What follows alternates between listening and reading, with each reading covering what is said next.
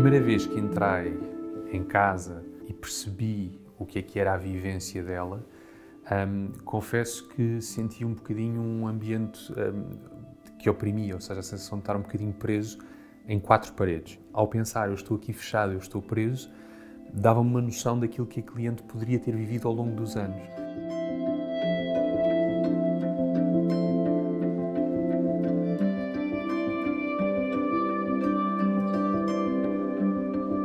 O meu nome é Nuno Mendes Duarte, eu sou psicólogo clínico e psicoterapeuta e exerço há sensivelmente 20 anos. Este foi um caso que me marcou bastante porque o pedido de ajuda era muito explícito. Era uma pessoa que vivia em casa com o pai e com a mãe, era uma mulher, a Bárbara, e ela sofria de agorafobia e tinha perturbação de pânico também. E, portanto, estava limitada a sair de casa. Ela não saía de casa há 10 anos. O próprio trabalho dela permitia que ela se ocupasse, quer do ponto de vista de pintura, quer do ponto de vista de tradução, em casa. Portanto, não requeria muito, do ponto de vista laboral, que saísse de casa. Portanto, ela recebia o trabalho em casa e depois, obviamente, estava profundamente dependente do pai e da mãe para a gestão daquilo que são depois, então, as tarefas que a obrigam a sair, como as compras de mercearia, o supermercado, a situação da gestão dos bancos, etc., em que tudo era trazido para casa para ser resolvido e depois levado para fora de casa. Ela não saía de casa sozinha, de todo. Era uma mulher que estava, para todos os efeitos, prisioneira da agorafobia em casa.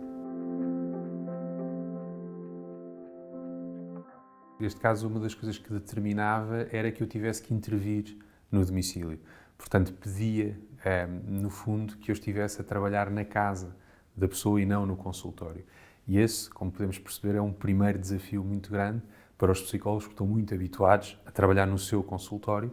Há várias sessões que se tornam marcantes ao longo de um processo deste género. Ela, aos poucos, teve tarefas como subir e descer escadas do prédio, o que para nós é uma coisa completamente natural, mas para ela servia para começar a sentir a ativação cardíaca, que é uma coisa que alguém que tenha perturbação de pânico com agorafobia tenta evitar. Portanto, há aqui um jogo entre, ok, Bárbara, vamos sair para a rua a primeira vez, vamos preparar essa ideia e vamos sentir o que está a acontecer no seu corpo e aos poucos caminhar na praceta da casa onde ela vivia, com ela a sentir tonturas. Dentro de mim, aquilo que eu procurava equilibrar eram as emoções de entusiasmo, obviamente, ou seja, havia um grande entusiasmo por estar a acompanhar a Bárbara nesta conquista. Portanto, havia uma sensação de entusiasmo cada vez que ela conseguia.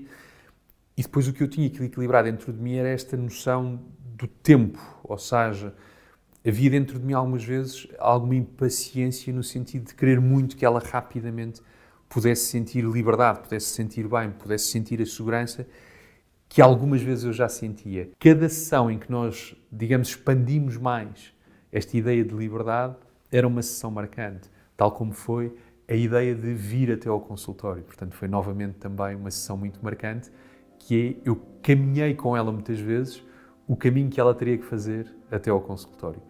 E depois ela vir sozinha para o consultório foi uma grande conquista. Haviam também características de personalidade que a cliente trazia.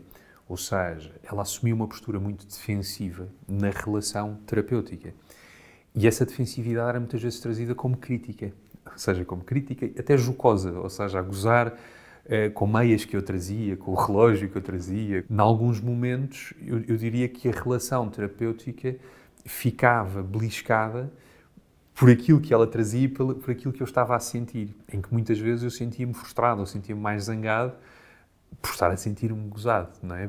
E eu pensava, como é que eu vou gerir isto dentro de mim? Havia uma grande dimensão do que estava a acontecer dentro de mim que tinha que ser trabalhado para depois poder ser devolvido de uma forma adequada. E isto era muito importante na altura, que era, as primeiras sessões eram muito para ajudar a perceber que o tema não era só a perturbação de pânico e a agorafobia, era a relação dela com o mundo e com os outros. E, portanto, uma das maiores aprendizagens que este caso e, no fundo, a relação com a Bárbara me traz e ainda traz hoje em dia é esta dimensão fundamental, não só da relação que temos com o outro, mas a aprendizagem do ritmo, do tempo, do espaço, de como é que o outro vive as suas emoções e de nós próprios reconhecermos em nós essas emoções e termos o nosso ritmo e o nosso tempo e o nosso espaço para sincronizar com as emoções do outro. Portanto, este processo terapêutico durou em torno de 1 ano e meio, até ela já ter uma vida completamente autónoma. E quando eu digo autónoma, o processo terapêutico,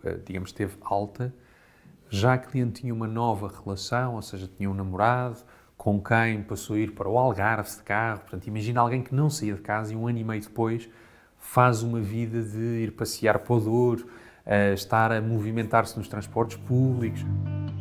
Eu diria que este caso foi o mais marcante que aconteceu ao longo do tempo, porque tem todos os ingredientes que nos fazem pensar sobre o poder da psicoterapia. Vai desde o sofrimento profundo que a nossa cabeça é capaz de fazer, o nosso corpo e as nossas emoções, até à possibilidade de liberdade e autonomia que nós podemos conquistar. E, portanto, eu diria que é profundamente marcante pela esperança que a psicoterapia traz às pessoas.